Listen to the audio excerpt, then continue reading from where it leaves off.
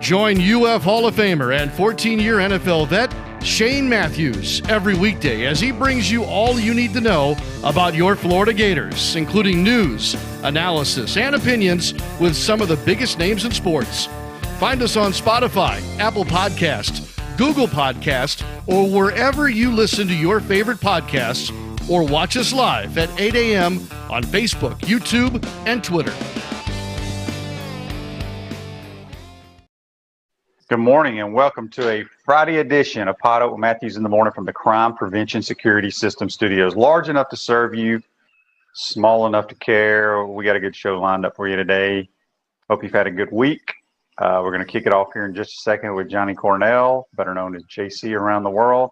Second portion will be joined by All-American gold medal winner swimmer Anthony Nesty, who's now the head swimming coach here at the University of Florida. Talk about his career, his coaching career, all that good stuff. But first, let's go to the Titan MR hotline. We're joined by JC. Good morning, JC. How are you? Yeah, hey, QB. It's good to be with you on a Friday. It looks like we're going to have some sunny skies for a change around here, and I think the forward look is very bright and sunny here. So I hope things dry up and we can get outside and do some fun things. But, we're getting into the weekend, QB, and here we go. Another football weekend and, of course, the U.S. Open golf tournament. We've got the Stanley Cup Finals now in play. We're only 7 days or 8 days away from Florida's opener at Mississippi. So they'll be getting into game week preparations next week, and I'm sure we'll really touch a lot on that next week. But it's an exciting time. Late September, we're getting closer, and we've gotten some news now from the Big Ten that they're going to try to play football, albeit in a month or so. So October 24th. So, I think a lot of things to look forward to and a lot of things to be positive about. And, it started with that U.S. Open yesterday. That was quite a first round, wouldn't you say? Yeah, my guys are kicking your guys' butts. Your guys. Yeah. Yes, they are. What do we? My guys are what? 11 under par. Your guys are what? Well, one over. One over. So I got a 12-shot lead on you right now. I like my chances. But yeah, it's it didn't play as difficult as I thought it would. I watched a lot of it, but I was driving around and clicked on. They were talking about the U.S. Open, and I don't know if I misheard them or what, but they said that the greens were only rolling like 8 to 9. Hard to believe that. That's like playing a local a public golf course. They should be 13 or 14, and maybe I misunderstood the guy, but I could have sworn that's what he said. But they need to speed the greens up or something. Well, I didn't hear that exactly, but I wouldn't doubt if that's what you said. Although I do remember seeing some putts that Tiger hit yesterday that he he could have blown on the ball and it still went 20-something feet down a slope. Having said that, that's slope causing that, JC. You're not used to slope. But I think that if the greens are that slow, they're certainly going to change that by the weekend if there's no rain, of course, and if the thing gets drier, if the sun comes out and really makes them harder, maybe they'll cut them some more. But the rough is punitive. It is difficult. Certainly, I'm surprised that Justin Thomas was able to go 5 under on the first day, but he's extremely long, as we know. He's accurate with that length. And another guy that we talked about the other day who was really statistically not in many of these majors after the first round because he had such a bad first round was Rory McIlroy. But because he was able to kind of keep it together yesterday, he's also going to be in the mix. And he's the kind of guy that if he gets cooking with his length, that's going to give him a real opportunity to be there on the weekend and close it out. And McIlroy has been very good in these tournaments from rounds 2 through 4. It was the first round that really snuck up on him, and he didn't play well. I think he was a plus 10 over the last few majors that he's played. But being able to play yesterday and be up there, look, you can't win the U.S. Open after day 1 or day 2, but what you can do is position yourself for the weekend, and we'll see what those conditions are like come the weekend in the 3rd and 4th round after they cut. Yeah, we got a tie for the lead right now. Justin Thomas, who doesn't tee off until 1:27 this afternoon.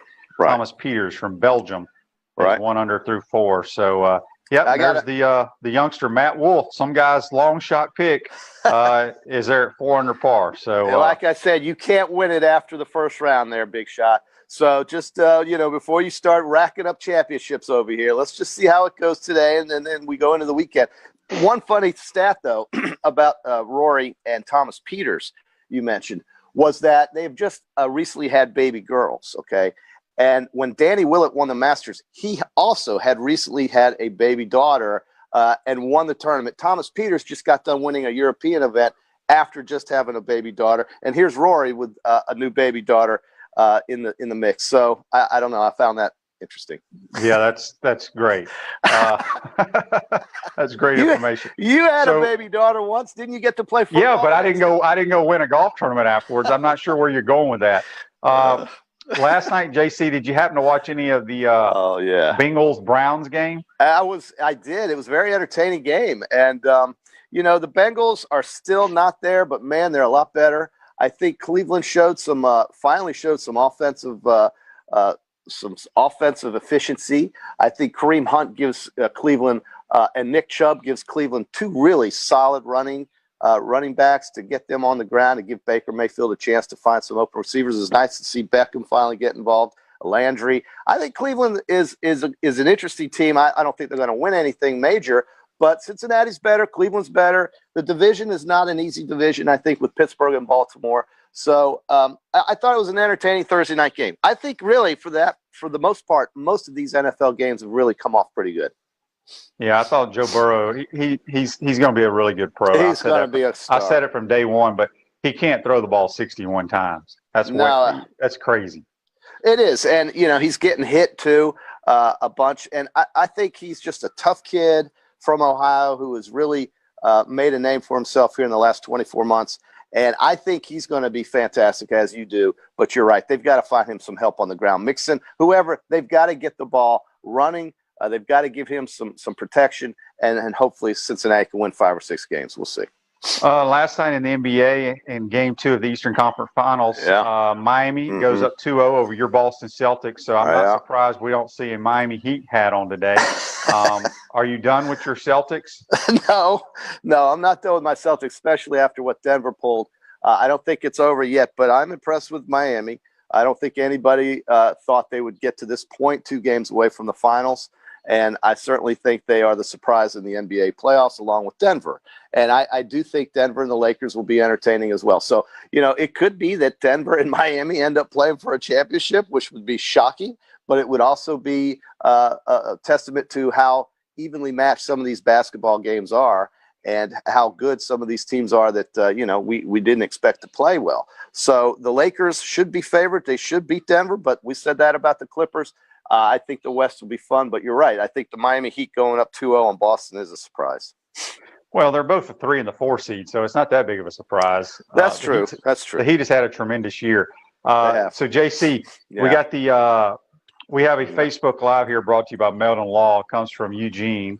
He wants to know who JC is pulling for now that 2 of his 6 of his favorite teams in hockey have made it to the Stanley Cup Finals. Yeah, well, the one thing that I appreciate from Eugene is that he knows I love hockey, and he also knows that I support multiple teams because of various reasons. I think Tampa Bay and Dallas are very surprising in that nobody really picked those two to go all the way. Maybe they did pick Tampa, who was the 1 seed in the East, certainly.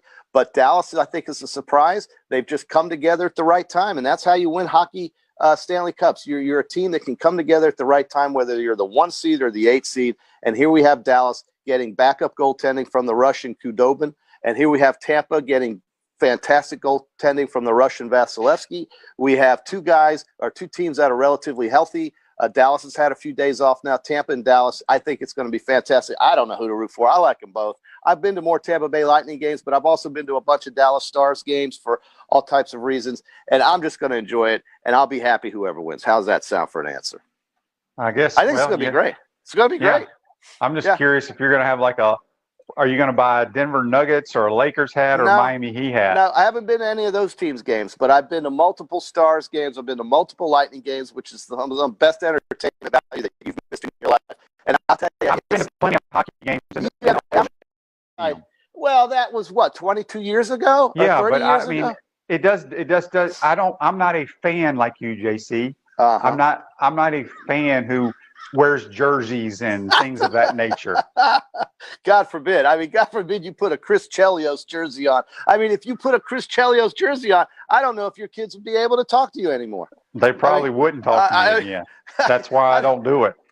Refresh your vehicle and your brand with a vehicle wrap from Wrap Spot. September is your lucky month at Wrap Spot. Mention promo code Shane and receive 13% off your vehicle wrap. We're speaking with Johnny Cornell here on the Titan More Hotline. We're going to be joined by Gator swim coach and Gator All-American and Olympic gold medalist Anthony Nesty here about 8:20ish.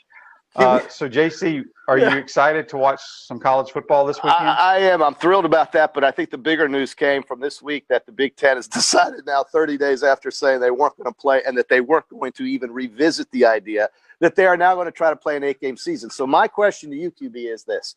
If they're going to play an 8-game season starting in October, late October, by the way, and the SEC will have already played 3 or 4 games by then, how is it that it's fair that some conference gets to play an 8-game schedule? And maybe there's more information that's coming out that I don't know of, but they're going to play 8 games. The SEC could play 10 and 11 games with a championship.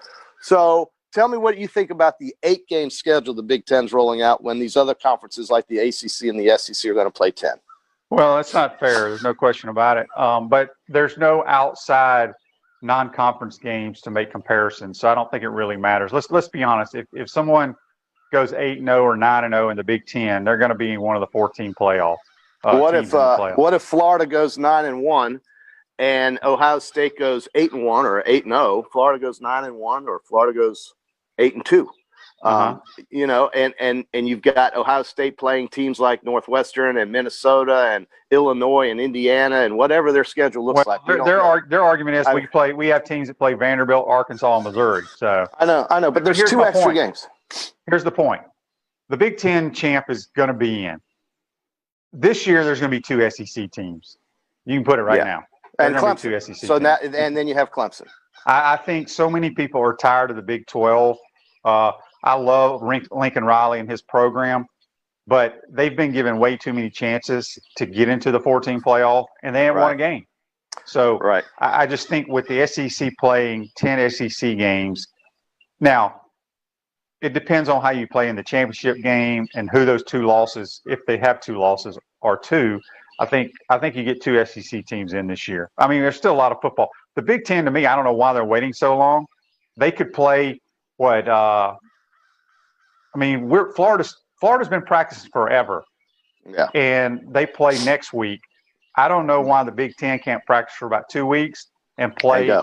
I mean, because they're risking they're going to have no bye weeks, so they're risking that opportunity. If something happens, they're not going to be able to make up those games. Well, and you know, I think a lot of this is done.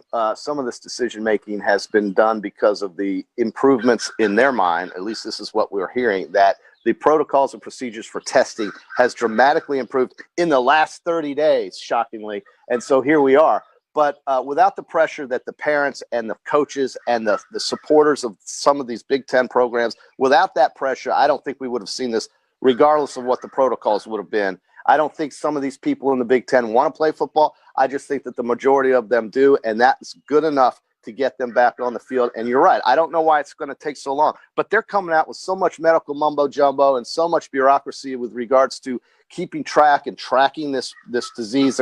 Every school now has got a chief infection officer.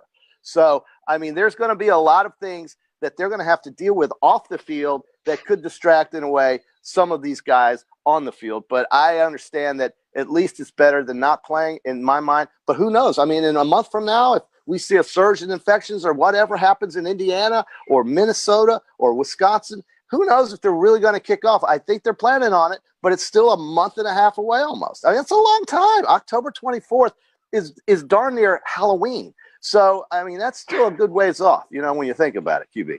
Yeah, and I don't know what the Pac-12 is deciding to do. I think they still want to play. They want to play, but they're running into problems with the states. The state of California, the state of Oregon, they've basically locked everybody up over there. And just getting out to practice is difficult for these schools in the Pac-12. So it's unfortunate for them. They have been victimized in this conference, and I've said this over and over again, and I truly believe it. The Pac-12 is victimized by 2 things. It's victimized by demographics, and it's victimized by geography.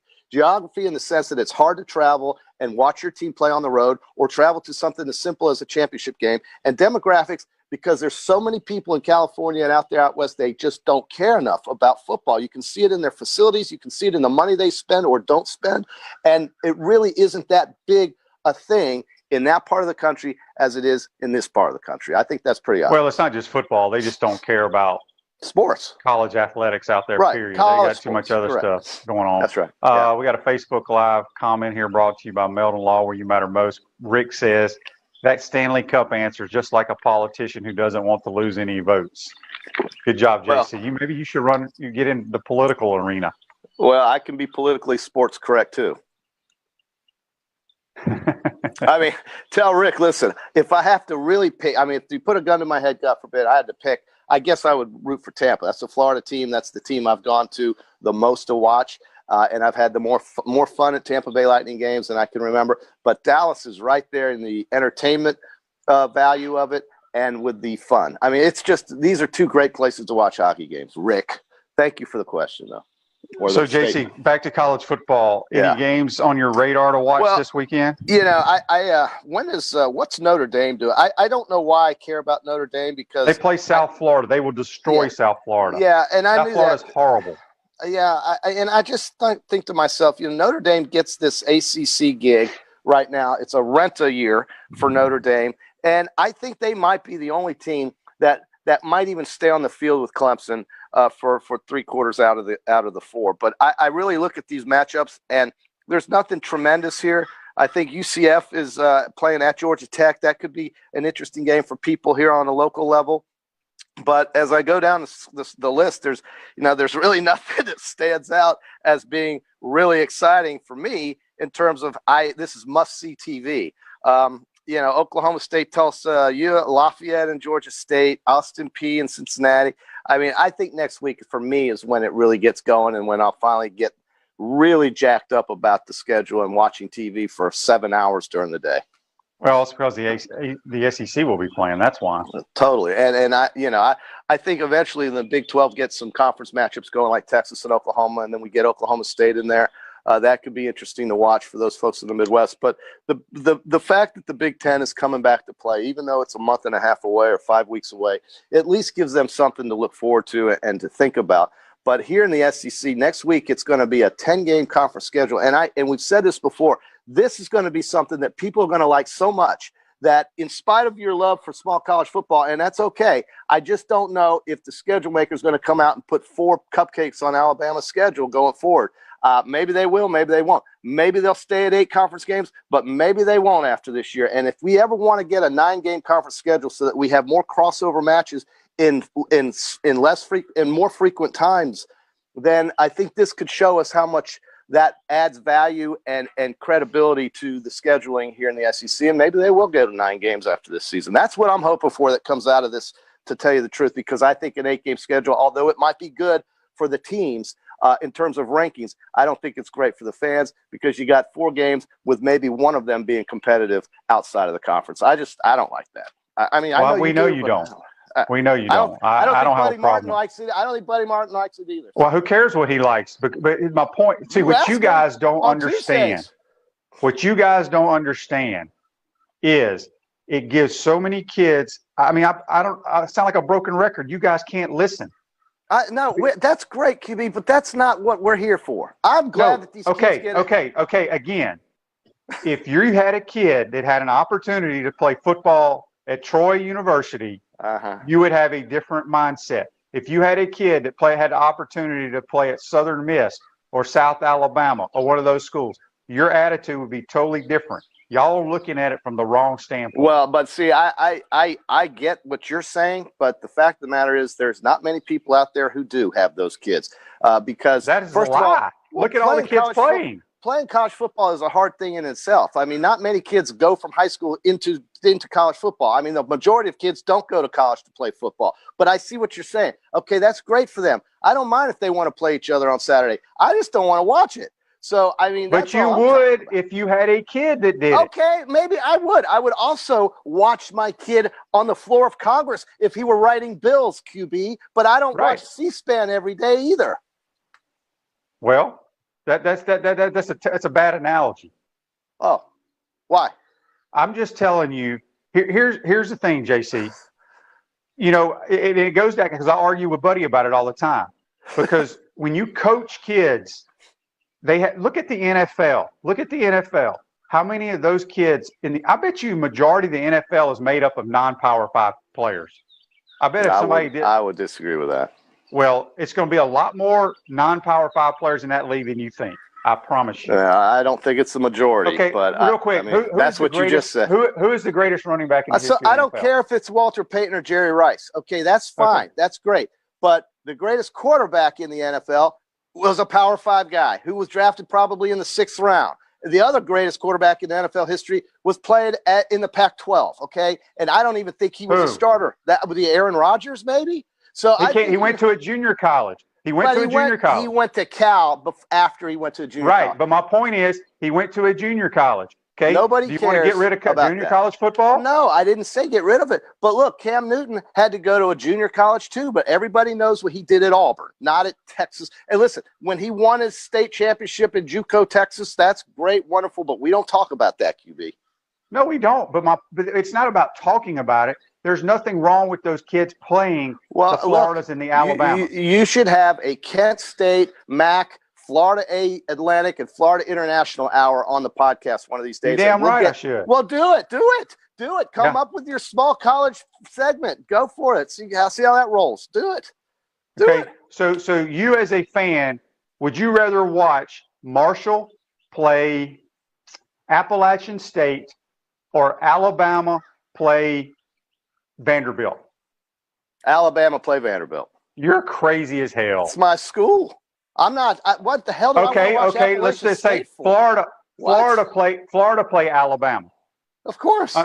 No, Florida play South Alabama, or watch Marshall and App State play. Which one? I would rather watch Florida play South Alabama. See, I disagree 100% of the time. You're not coming over to my house to watch Appalachian State play Western Virginia Tech. You're not watching that. You're coming over to watch the Gators. That's what you do. Because That's what everybody does. It goes back to the public not understanding the big picture of collegiate athletics and football.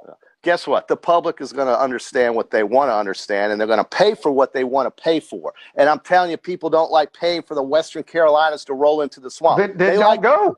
Don't go. Most of them don't. But they bring their kids. But I mean, okay, so great. That's fine. But don't go to that game if you got a problem with it. Okay, that's great, but that's not what it's about for me. I don't want to watch games with empty stadiums and exhibition scores. That's not fun for me. Okay, so tell me this: if you had a kid that played football at Alabama, if you had a kid that played football at Alabama, and he never played a down, and then Georgia Southern rolls in. He's standing on the sideline. The game is 52-0, and they put your kid in the game. How are you going to feel? It'd be great, QB. It'd be great. You're in another world. You're in another world. Okay. You don't understand. I'll tell you what. I have a feeling you ask Coach Spurrier is more populated than the world you're in. You ask any college coach the feeling they get when they can put a walk-on or a 4-string scholarship kid that has not played, when they get their opportunity to play in a game. And you watch the sideline of the starters, how they react. Mm-hmm. That's why until you're on a team or coach a team, people do not understand that aspect. I understand how exciting it is for them, but for the 80,000 people watching. But people don't care about them.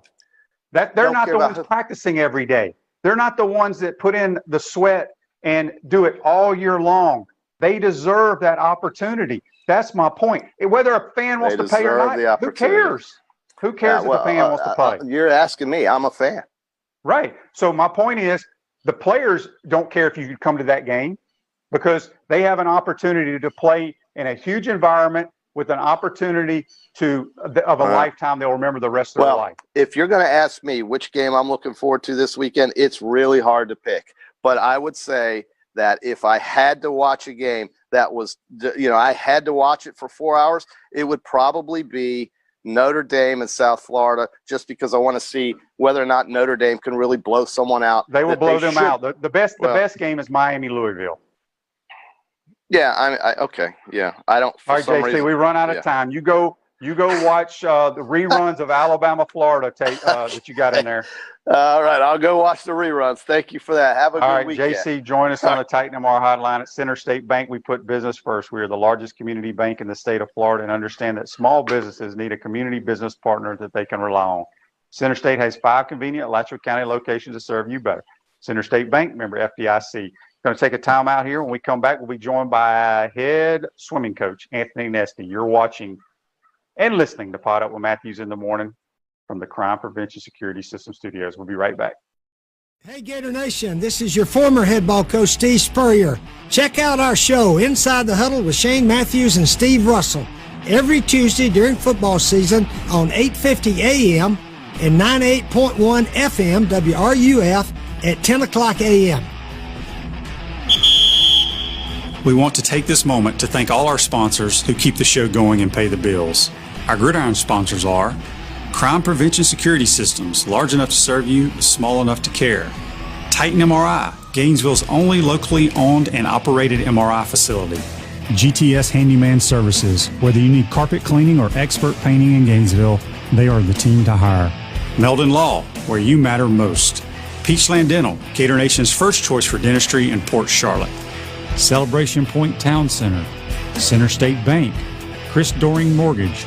Some of our touchdown sponsors are Style Cuts, Ironwood Golf Course, TB Financial, Meadowbrook Golf Course, Dar Shakow Insurance, Pomodoro Cafe, Big Mills Cheesesteaks, MB Listing, Cornerstone Financial, McDonald's Gainesville, My IT Masters, Gainesville Neon and Signs, 84 Lumber, Tropical Smoothie, Chick-fil-A on Archer Road, Aver and Smith Personal Injury Attorneys, Orange Theory Fitness, PRP Regeneration Specialist, and Dowling Signs. Again, thank you for all the great businesses that support the show. Please remember, if you like what we are doing here, thank our sponsors and support the businesses that support us. Welcome back to this Friday edition of Podup with Matthews in the morning from the Crime Prevention Security System Studios. Celebration Points, where the Gators come to celebrate, with premium brands like Bass Pro Shop, Tommy Hilfiger, Hotel Indigo, Nike, Medici's, Regal Cinemas, and coming spring 2021, HBC's new restaurant, Spurrier's Gridiron Grill, and Visor's Rooftop Bar. We will see you at Celebration Point, where the Gators come to celebrate. Now we're going to go back to the Titan MR hotline, and we're joined by former Gator All-American, Hall of Famer, now the head coach of the swimming team, Anthony Nesty. Good morning, Anthony. How are you? I'm doing well. Thanks for having me on, Shane. Absolutely. Well, Anthony, let's go back to you as a youngster. You grew up in Suriname. Right. I'm not smart enough to know where that is. Maybe you can. It's South America, and it's the northeast corner, and it used to be Dutch Guiana. So. Okay. So did you grow up? I mean, do a lot of people grow up swimming in that area? You can say that, yes, because there's, obviously there's, lots of lakes, lots of, rivers and creeks, and it's pretty hot and humid down there. So you always, to cool off, sometimes you just hop in.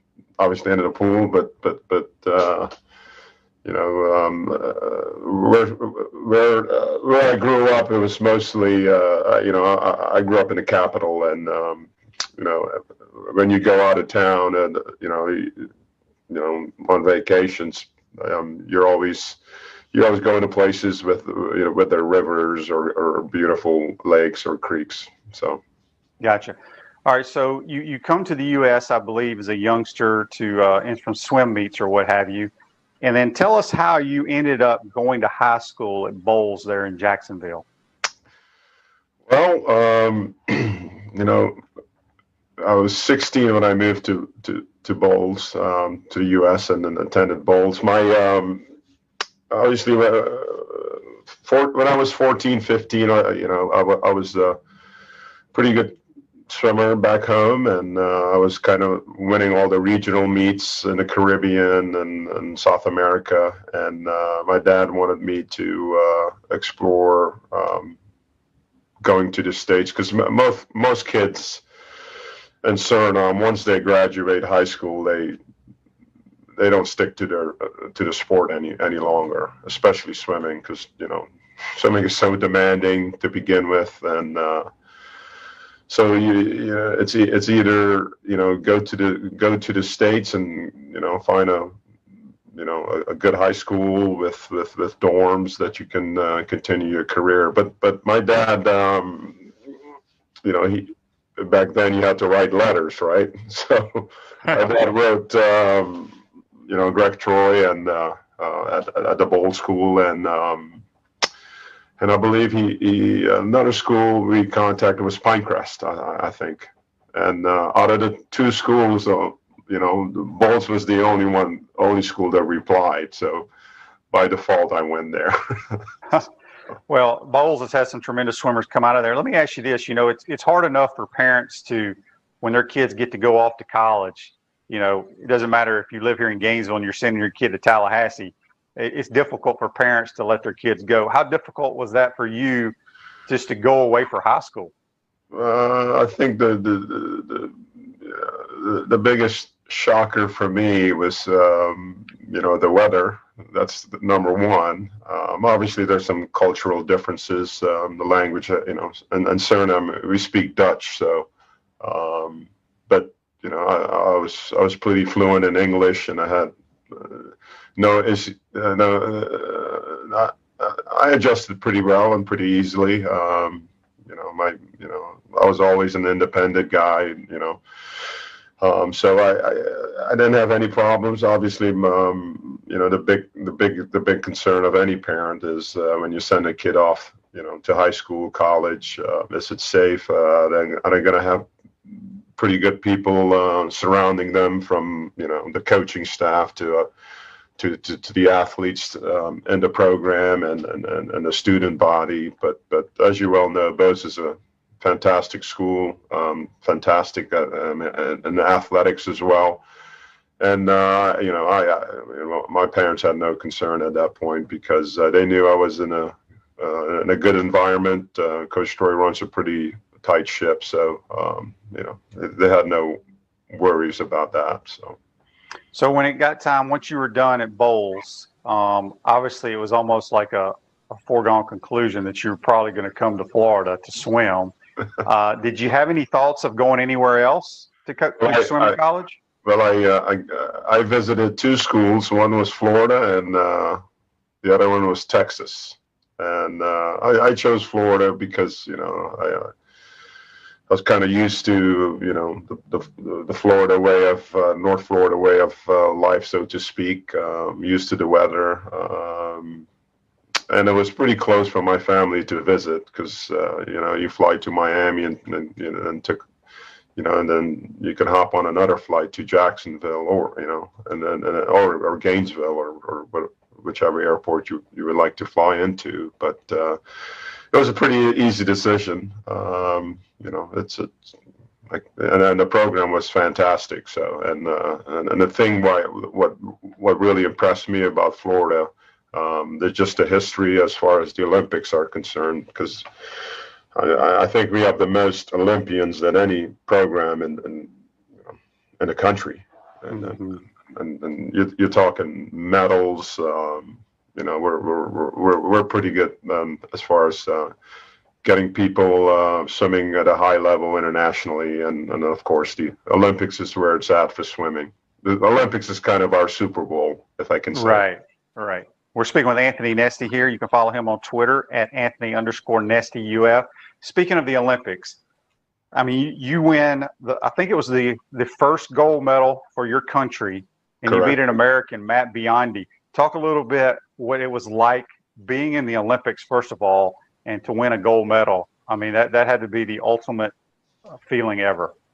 Well, I went to the '84 Olympics in Los Angeles. That was kind of my first go at it, but I wasn't ready for it, and I wasn't at that level to and soon after that, in '85, I kind of left Suriname for Bowles, and the Olympics is what every swimmer dreams of going to, and especially if you medal, that's kind of icing on the cake for us, because it's such a like I said before, that's kind of our Super Bowl, so that's kind of the highest achievement you can get as swimming is concerned, besides world records and and that other good stuff. But going into the '88 Olympics, I was ranked top 8. My goal at that point was just to make the finals.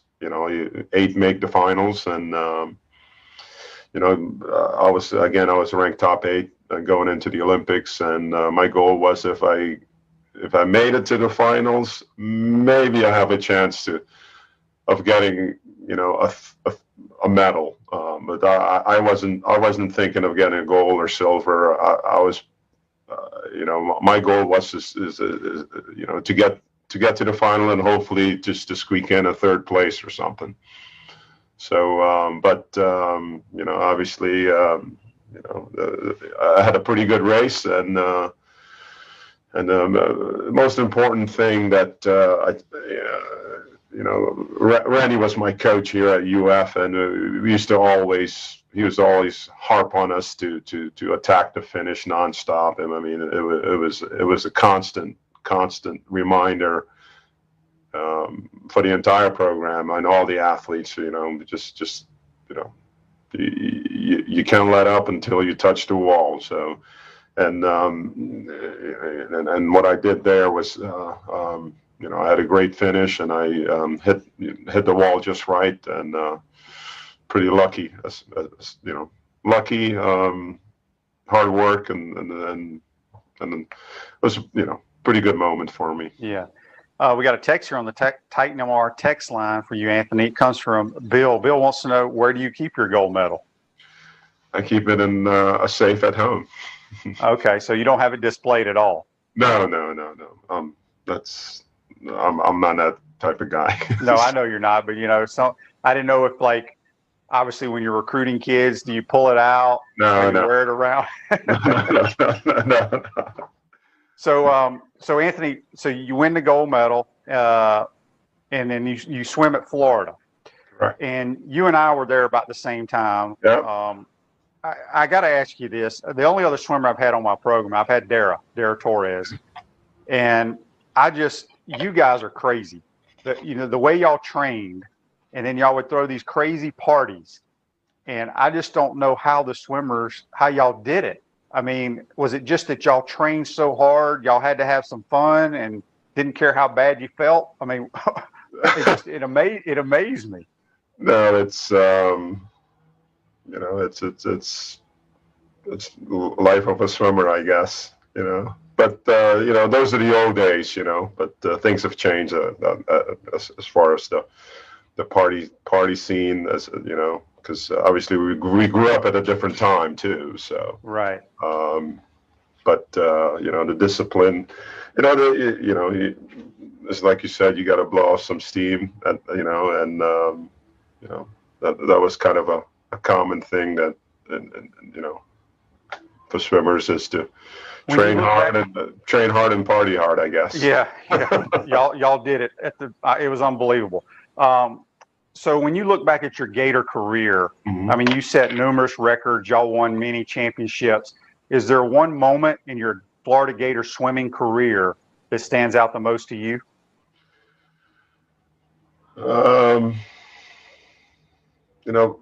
Probably it's either 90 or 91 when because the 100 fly was my best event. And the 200 fly was kind of my second best event, and then on paper I was always slated to win the 100, but not the 200. But I believe in 90 or 91, I won the 200 fly as well, and that's usually people that win the 100 may or may not win the 200. So I think that NC2A meet stands out the most. But I won both the 100 and 200 fly. Let me ask you this. We're going to get in. I mean, once you left Florida, obviously you coached around different places. Right. Then you come back to the University of Florida. But I want to ask you, when a swimmer comes in, do you know, like, he's a butterfly guy or he's a freestyle guy? When does a swimmer decide? Because in sports, it's usually, okay, you got to determine if you're going to be a football player, a baseball player, or a basketball player. how does a swimmer determine, okay, I'm going to excel in the backstroke? Well, I mean, it's you look at what they're good at in high school, and obviously they're, in swimming, it's all about time, right? So, if your time is good to compete in the SEC out of high school, that's what you're going to compete in when you get to college. But the really talented athletes, they can do it all, and we have a couple of guys like that on our team that are very versatile. They're good at many things, but usually when they come out of high school, you kind of know what they're going to compete in college. Gotcha. We've got a couple of Facebook Live comments here for Anthony Nesty, head men's swimming coach here at the University of Florida. Francis says, how do you go about recruiting swimmers to come to UF? Our grandson is a swimmer in Charlottesville, Virginia, and has been training. His training schedule is insane, and his goal is to swim at Florida. Well, I mean, we try to recruit good people first and foremost, good students, because obviously Florida's getting, I tell people all the time, Florida's really good athletically, but academically it's equally as good. So good people, good students, and we like guys in our program that they make the program better.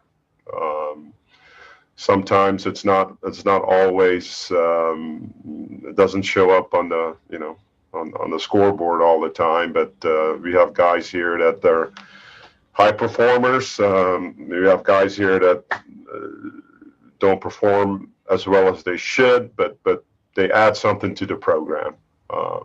Whether it's making good decisions, keeping guys out of trouble, just being a good being a good team guy, being somebody that's always there for having empathy. That's kind of so we look for good students, good people, and and then sometimes they're also good swimmers. We got another Facebook Live question here brought to you by Meldon Law, where you matter most. Jeff wants to know, Anthony, how do our facilities compare to those of other schools? Well, I mean, our facility, was opened up in 1980, and so that tells you. Yeah, we're a little behind. We're a little behind, no question. But they've done some upgrades to that the last, I think, 5-10 years ago, and they were planning on doing another upgrade to it next year, but obviously with COVID, that's not going to happen anytime soon. But is it the best facility? Probably not, but it's a great training facility because we have both short course, long course, short course meters, water we can have. So from a standpoint of training, it's a great setup. But could it be a better pool? Of course, as coaches. Can you give our listeners kind of a breakdown of just whether it's a daily training schedule, maybe a week, how often the kids are in the pool, and how much they're running stadiums and all this other crazy stuff y'all do? Well, we have 9 practices a week. So we go Monday, Tuesday we go AM and PM. So 2 practices. Yeah. What time is the AM practice? Monday we start at 5. Yeah. We used to be, so Monday we're 5 to 7, 1 to 3. Tuesday they get to sleep in a little bit. We'll 7 to 9, 3 to 5. Wednesday we're 1 to 3. Thursday similar to Tuesday, 7 to 9, 3 to 5. And then Friday we go 5 to 7 again, and then Saturday we go 8:30. So yeah, crazy stuff. So I got to ask you this, Anthony. Coaching kids, you've been coaching a long time, being a tremendous swimmer, and I'm just trying to picture, on the football field or on the basketball court or wherever, if you make a mistake, the coach is up in your face, screaming and yelling. Do you ever yell at your swimmers? And if you yell at, the reason I'm asking is because it's kind of an odd situation. When a kid is swimming, you can't really, you didn't stroke the proper way. I don't know the swimming terms, but you see what I'm saying? Yeah. Did the swimming coaches do that? Oh yeah, we do all of that. We yell a lot, we whistle a lot. I'm pretty. I tell people all the time that you get better in practice, right? And I'm pretty intense, pretty passionate in practice, because if you can't do things well in practice, it's not going to show up on game day or meet day for us. Obviously, when they swim, you can't give them feedback, whether it's but when they do come to the wall, sometimes you give guys an earful if they're doing something incorrect, or if they're doing something correct. So right. I was going to ask you this too, because your sport is so unique. In football, we have to watch our opponent, break down, try to take advantage of certain things. You can't really play defense in swimming. The guy next to you, you just got to swim faster than him. Do y'all watch tape? So say you and I are swimming against one another. Do you watch tape on me to see what we need to do to outswim me?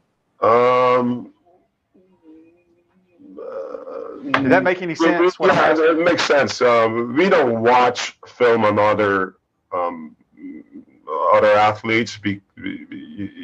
You tend to see every athlete throughout the year, especially in the summer. But you can pick up a couple of tendencies. Hey, the guy has a great start. His start is awful. Has a great turn. Or he goes out fast, or he comes back fast, and so you pick up their tendencies, but it's really hard to obviously football is different because you try to scout your opponent, but for us the scouting is all about who you're going to put in what event to basically win the meet. Gotcha. Yeah. Okay. So we got a text here from Larry. Larry wants to know, what is the status of the Florida swim team right now with COVID? Meaning, when are y'all practicing? Yeah, we are practicing. Obviously, social distancing. We can only have 2 athletes per lane, 1 at each end. So that kind of makes it a lot harder because, usually you have all the guys in one pool and one tank, so to speak. But now you have guys at opposite side, and we have 3 different pools. So it's a lot of work, but we're thankful that UF Health has done the job to have us practice. So we're pretty fortunate. So Anthony, in 2002, you were inducted into the University of Florida Athletic Hall of Fame. What was that like? Well, it was obviously it's such an awesome event put together by Gator Boosters, and I have to tell people this, that but I bring you up all the time, Shane, because when you did your speech, you talked about leaving the tunnel for the first time, and Coach Spurrier gave you that first play, and it was a 60-yard, and you were surprised that he gave you the play in the tunnel, and I tell that, I was at that game, so and I remember that to the T. It was an awesome, but it's a great honor, as you well know, and from me personally,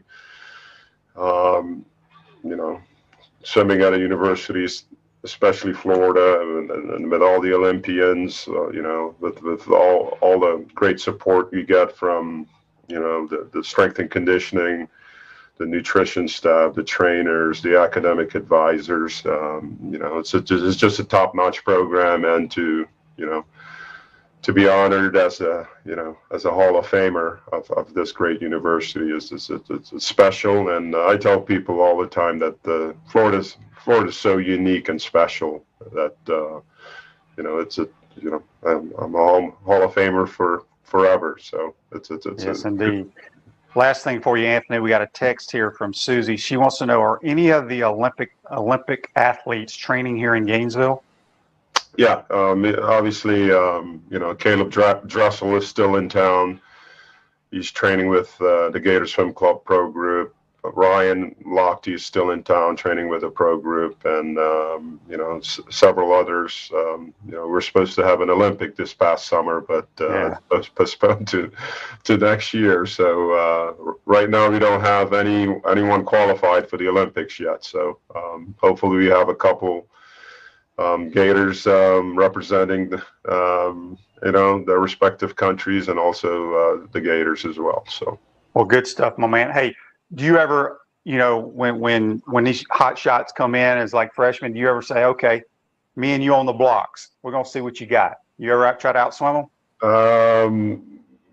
20 years ago, maybe, but not now. All right, Anthony. Hey, man, appreciate you joining us. Y'all stay safe, and good luck this year, my man. Thanks, Shane. Have a great weekend, and awesome show. Thank you. Thanks. That's Anthony Nesty, head men's swimming coach and UF Hall of Fame. We're going to take our last time out of the program. When we come back, we'll wrap this thing up. You're watching and listening to Podup with Matthews in the Morning from the Crime Prevention Security System Studios. This is Shane Matthews. Thank you for listening to Podup with Matthews in the Morning. You can also check me out on Inside the Huddle with Steve Russell and the head ball coach Steve Spurrier.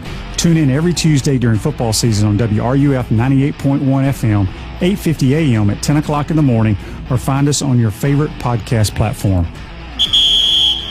We want to take this moment to thank all our sponsors who keep the show going and pay the bills. Our gridiron sponsors are Crime Prevention Security Systems, large enough to serve you, small enough to care. Titan MRI, Gainesville's only locally owned and operated MRI facility. GTS Handyman Services, whether you need carpet cleaning or expert painting in Gainesville, they are the team to hire. Meldon Law, where you matter most. Peachland Dental, Gator Nation's first choice for dentistry in Port Charlotte. Celebration Point Town Center, Center State Bank, Chris Doring Mortgage. Some of our touchdown sponsors are Campus USA Credit Union, The Digital Mortgage Guy, Adams Ribs, Doreen Wiebe Realtor, Caldwell Banker MM Parish, Gator Dominoes, Celebrate Primary Care, Davis Gainesville Chevrolet, Miapa Latin Cafe, Rap Spot, Okido America, Gators Dockside, Radware, Style Cuts, Ironwood Golf Course, TV Financial, Meadowbrook Golf Course, Dar Shakow Insurance. Again, thank you for all the great businesses that support the show. Please remember, if you like what we are doing here, thank our sponsors and support the businesses that support us.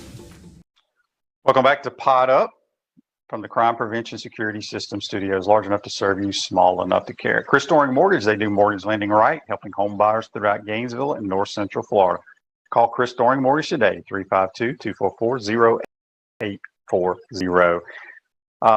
Let's see. This Day in Sports is brought to you by GTS, Gainesville's premier maintenance company. Whether you need carpet cleaning or expert painting, fences mended, or any handyman services, call GTS, 352-363-6622. This Day in Sports in 1997, Seve Ballesteros and Nick Faldo elected to the World Golf Hall of Fame back in 1997, brought to you by GTS, Gainesville's premier maintenance company. Really want to thank JC for joining us, but definitely Anthony Nesty, UF Hall of Famer, now the head swim coach for the men's team. Does a tremendous job, has had a tremendous career, winning a gold medal. I think it's funny he keeps his gold medal locked up in a safety deposit box. But next week, we got a great lineup. We're going to have JC Deacon, men's golf coach here at Florida, join us. He'll also recap the U.S. Open. We got two Gators in there, Billy Horschel, and then one of his players, Ricky Castillo, is playing. And then Tuesday, we have Mark McGriff with Buddy Martin. We got Bobby Bowden on Wednesday. Make sure you tune in. Brent Beard and our high school folks on Thursday. And then big Mark Campbell, big defensive tackle for Coach Spurrier, who's a longtime strength coach here and at South Carolina, will join the program. Make sure you like us and follow us on Facebook Live, YouTube, Spotify, Apple Podcasts, and Google Podcasts. And remember, Peachland Dentistry is Gator Nation's #1 choice for dentistry in Port Charlotte and surrounding areas. Visit them at peachlanddental.com. Be safe out there, folks. Have a great weekend. We'll see you on Monday. Take care.